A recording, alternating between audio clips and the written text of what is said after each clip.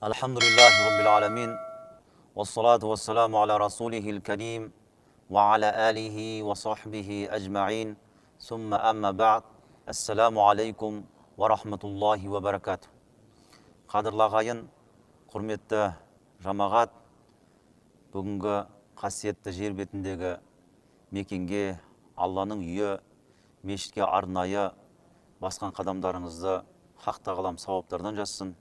Әрбір мешітке басқан қадамымыз арқылы күнәмізді жасырып, кешіріп, дәрежемізді Алла Тағала өстем етіп, өсірсін деп сұраймыз.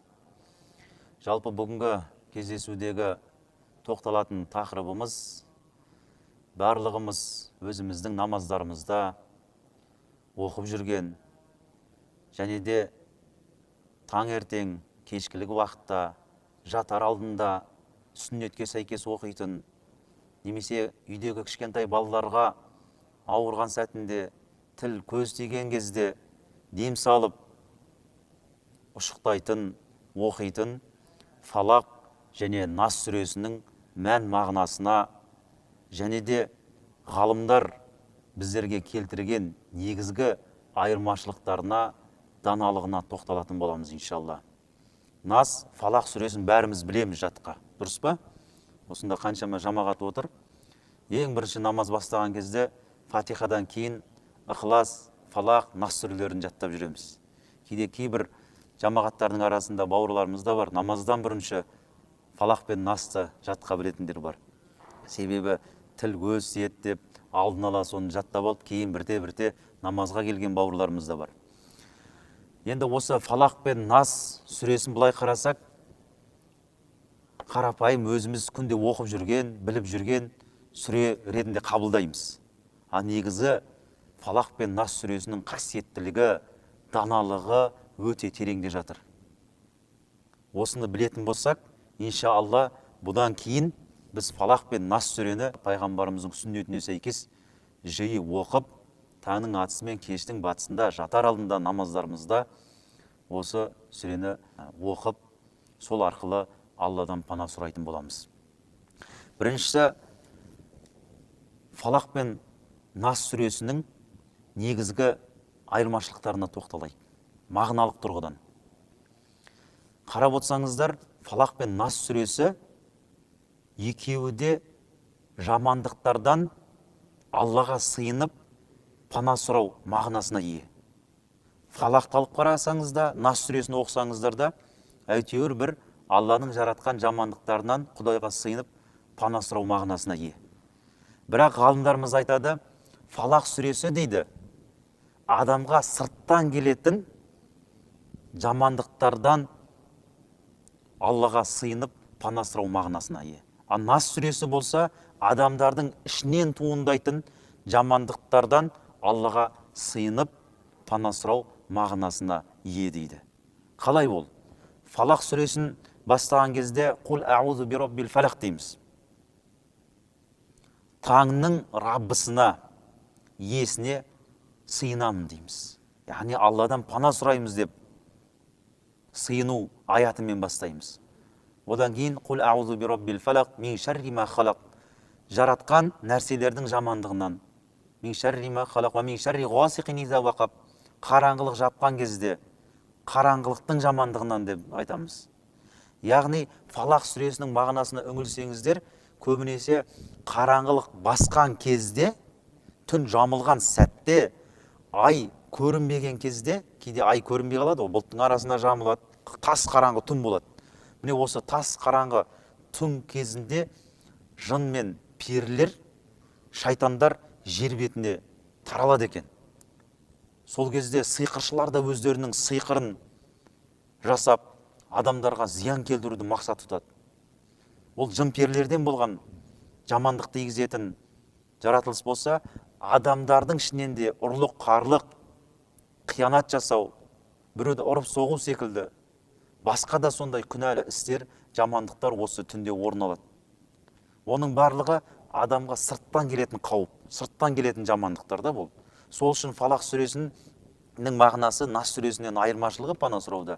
Сырттан келетін жамандықтардан, қауіптен Аллаға сыйынып пана сұрау. Егер біз Фалақ сүресін оқып жүретін болсақ, демек біз Құдайға бізді сырттан келетін жамандықтардан, қауіптерден құтқара көр деп Аллаға сыйынамыз, дұға қыламыз.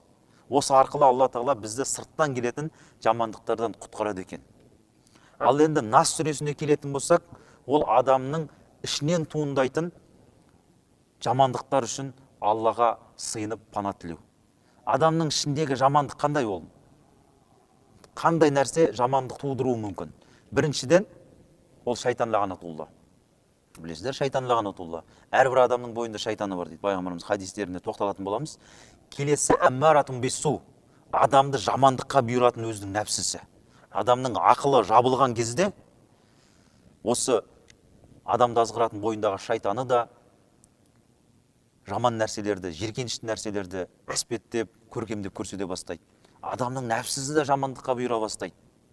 Міне адамның өзінің ішінен туындайтын қандай да бір жамандықтар, зияндар, қиялдар, солардың барлығынан іштен туындайтын жамандық үшін Аллаға сыйынып пана сұрайды дегеніміз Нас сүресі арқылы.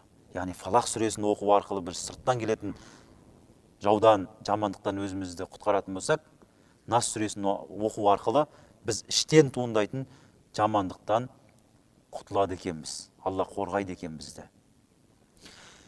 Енді осы орайда тағы да бір даналығын ғалымдар ескертеді.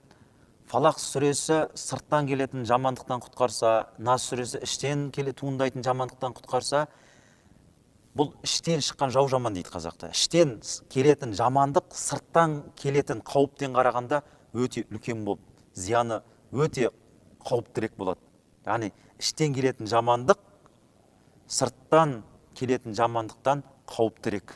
Сол үшін Нас сүресінде Фалақ сүресіне қарағанда 3 есе сыйыну сөздері бар.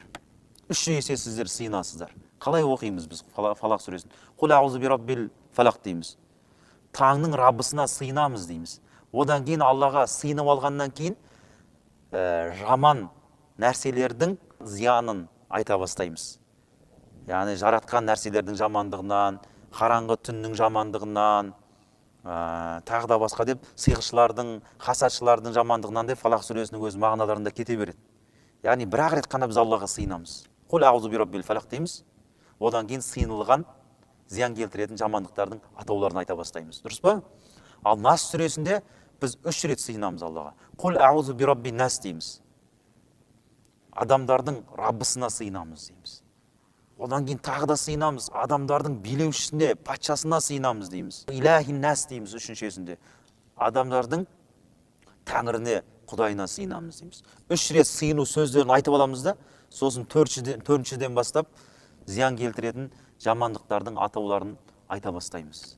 Көрдіңіздер ме? Бұл нені білдіреді? Іштен келетін жамандық сырттан келетін жамандықтан қарағанда қауіптірек екендігін біз байқап отырмыз. Осы Фалақ Нас сүресін оқу арқылы демек біз сырттан да іштен келетін жамандықтардың бәрінен құтылады екенбіз. Әрқашан осы 2 сүрені оқып жүретін болсақ, Алла Тағала бізді сиқыр дуадан да сақтайды. Алла Тағала бізді шайтанның азғыруынан да қорғайды. Алла Тағала бізді сырттан келетін ұрлық, қарлық секілді жалпы айтқан кезде адамдардан да, жын-перілерден болғанда кесір кесапат жамандықтардан Алла Тағала біздерді сақтайды екен иншалла.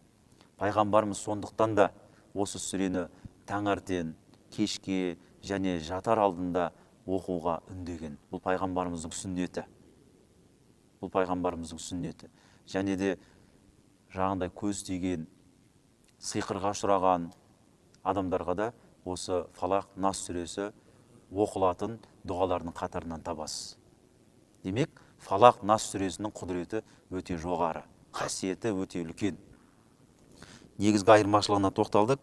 Енді Фалақ Нас сүресінің мағынасына тоқталатын болсақ. Кейбіреулерімізден жатқа білгенмен, кейде оның мән мағынасына мән бермей жатамыз. Біріншісі, Фалақ сүресі Құл аузу бираббил фалақ. Таңның Раббысына сыйынамыз. Не нәрседен сыйынамыз, не нәрседен Құдайдан пана сұраймыз, қандай жамандықтан пана сұраймыз? Бірінші, мин шарри ма халақ. Жаратқан нәрселердің жамандығынан. Барлық жаратқан нәрселердің жамандығынан. Мин шарри ғасиқин иза вақаб. Жаратқан нәрселердің жамандығынан. Барлық жаратқан нәрселердің жамандығынан. Мин шарри ғасиқин иза вақаб. Жаратқан нәрселердің жамандығынан. Мин шарри ғасиқин иза вақаб. Жаратқан нәрселердің жамандығынан. Мин шарри ғасиқин иза вақаб. әрі қараңғылықтың жамандығынан ол жапқан кезде дейді. Әрі қараңғылықтың жамандығынан ол жапқан кезде min şerrin neffasati fil uqad, түйіншектерге үрлеушілердің жамандығынан дейді.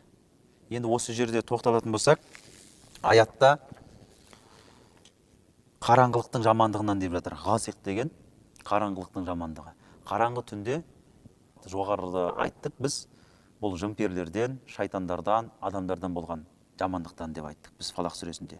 Осы ғасиқ деген сөз жын-перілермен қоса ұрлық, қарлық жасайтын қарақшы деген мағыналарды да білдіреді деген. Яғни қарақшылардың жамандығынан деген мағынаны білдіреді деген.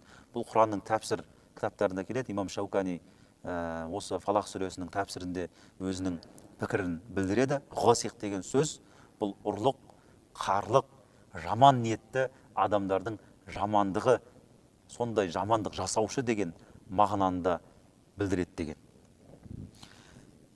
Min şerri neffasati fil uqad, түйіншектерге үрлеушілер дейді. Наффасат деген негізі әйел тегінде келген бұл Құранда, әйел тегінде. Бірақ әйел тегінде келгенімен, әйел тегінің де, ер тегінің де жамандықтарынан сақтануды меңзейді. Жалпы әйелді де ер тегінде қамтиды дейді. Бұл жерде дем салушы, үрлеуші, сиқыр шашаушы әйел деп қана бір әйел затын ғана білдірмейді. Бұл жерде үрлеушілердің демдері деген мағыналарға да саяды деген ғалымдар. Қараңғы түн болған кезде сиқыршылар шығып, түйіншектерге арқан, жіп түйілген басқа да заттарға біреулерге зиян келтіру мақсатында соған үрлейді екен, дем салады екен. Міне Фалақ сүресінде осындай түйіншектерге дем салушылардың жамандығынан, осы қараңғылық басқан кезде солардың жамандығынан Құдайға сыйынам деп жатыр. Таңның Раббысына. Ва мин шарри хасидин иза хасад. Күншіл көре алмаушылардың жамандығынан, олар қызғанған сәтте дейді. Қызғанған сәтте, көре алмаған сәтте, күншілдік жасаған кезде сондай көре алмаушылардың жамандығынан деп жатыр. Енді қарап отырсақ, хасид деген көре алмаушы, күншіл деген мағынаны білдіреді. Ал шариғаттағы мағынасы біреудің қолындағы жақсылықтың, игіліктің кетуін қалау, және соны кетіруге әрекет етуші адамды хасид деп айтады. Яғни көре алмайтын адам біреудің жақсылығын көреді, іштен соны күндейді, көре алмайды, қызғанады, сөйтеді да сол игіліктің одан кетіп қалғанын қалайды. Ол кетіп қалса оның іші қуанады. Егер ол кетпей жатса, кеткізуге әрекет жасайды. Сондай адамды хасид деп айтады. Көре алмайтын, қызғанатын адамдар. Білесіздер, қызғанудың пайғамбарымыздың хасад деген сөз пайғамбарымыздың хадистерінде де келтіреді. Екі нәрседе ғана жаңағыдай хасад қылуға болатындығы жайында айтады. Бірі Алла Тағала біреуге білім беріп, сол ілім арқылы көптеген адамдарға ілім үйретіп, тәрбиелеген адам, ғалым болған адам. Екінші, Алла Тағала оған мал дүниені нәсіп етіп, сол мал дүниесі арқылы оңды солды Құдай жолында мал дүниесін садақа ретінде зекет беру арқылы сарып еткен адам. Осылардағы қызығып, бір көре алмайтындай бір қызығып не ететін болса, ол шариғатта рұқсат. Хасад деген сөз, яғни бір жақты тек қана жаман мағынаны ғана білдіре беретін сөз емес. Бірақ көбінесе хасад деген көре алмаушылық, күншілдік деген мағыналарға ие екен. Енді Нас сүресіне тоқталатын болсақ, Қул аузу би раббин нас, адамдардың Раббысына сыйынамын. Маликин нас, адамдардың патшасына, билеушісіне сыйынамын. Илахин нас, адамдардың тәңіріне сыйынамын. Мин шаррил васвасил ханнас, шегініп жасырынатын азғырушының жамандығынан сыйынамын дейді. Біріншісі сыйыну. Яғни илахин нас дегеннен кейін адамдардың тәңіріне сыйынамын деп үшінші аяттан кейін мин шаррил васвасил ханнас, шегініп жасырынатын азғырушының васвасынан сыйынамын дейді. Аллази ювасвису фи судуринас, адамдардың көкіректеріне васвас салатын. Мин шарри минал джиннати ван нас, мейлі ол жындардан болсын, адамдардан болсын дейді. Енді осының мағынасына кеңірек тоқталатын болсақ, ханнас деген жалпы шегініп жасырынушы, сонда шегініп жасырынатын азғырушыға айтылады. Ол кім? Ол адамның бойында отырған жыннан болған шайтанды айтады. Пайғамбарым саллаллаху алейхи уассаламның хадистерінде келтіреді. Әрбіреулеріңіздің дейді, қайсы бір адам болмасын, бойында оның қарины бар, серігі бар дейді. Яғни жыннан болған шайтаны бар дейді.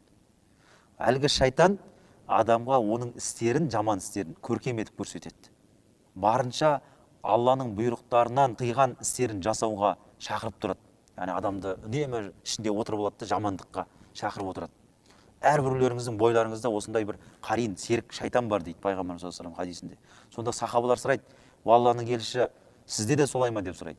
Сонда пайғамбарымыз саллаллаху алейхи ва саллям: менде де солай дейді. Бірақ Алла тағала маған оған қарсы көмектесті. Сөйтіп ол ислам дінін қабылдады. Қазір ол маған керісінше құлшылық жасауға, жақсылыққа мені үндеп тұрады дейді. Яғни ханнас деген адамның бойындағы шайтаны. Яғни адамның бойындағы шайтанның азғыруынан, соның жамандығынан Аллаға сыйынамын деп біз іштегі дұшпаннан, іштегі жамандықтан, қаупінен Аллаға біз сыйынып медет сұрап отырмыз. Адамдардың жүректеріне, көкіректеріне сонда уәсуәс салатын дейді. Адамдардың көкіректеріне жаңа іштегі ханнас отырып алады да, адамның ішінде шайтанды. Сөйтеді әртүрлі қиялдарды салады, ойларды салады, күдіктер мен күмәндарды салады. Осы дүниеге деген жалған бір қызығушылықтарды салады. Әртүрлі бір күнәлі істерді адамның көкірегіне, ойына салып отырады, іште отырып алып. Міне сондай іште отырып алып жамандыққа бұйыратын, қиялы істерге итермелейтін сол ішіміздегі шайтаннан, соның жамандығынан, соның қаупінен біз Аллаға Нас сүресін оқу арқылы сыйынады екенбіз. Мейлі ол жындардан және адамдардан болсын дейді. Міне құрметті жамағат, біздер бүгін Фалақ сүресі мен Нас сүресін күнделікті өзіміздің оқып жүрген екі сүреміздің мән мағынасына, жалпы араларындағы негізгі айырмашылықтарына, не үшін қай уақытта оқылатындығына тоқталып өттік. Иншалла осы сүрелерді әрқашан үнемі оқып, пайғамбарымыздың сүннетін жүзеге асыру арқылы өзімізді сырттан және іштен туындайтын жамандықтардан қорғап жүрейік иншалла. Алла Тағала бүгінгі айтылған уағызымызға амал етуді, Аллаға лайықты құл, пайғамбарға сүйікті үммет болуды нәсіп етсін. Ва ахиру дағуана алхамдулиллахи роббил аламин.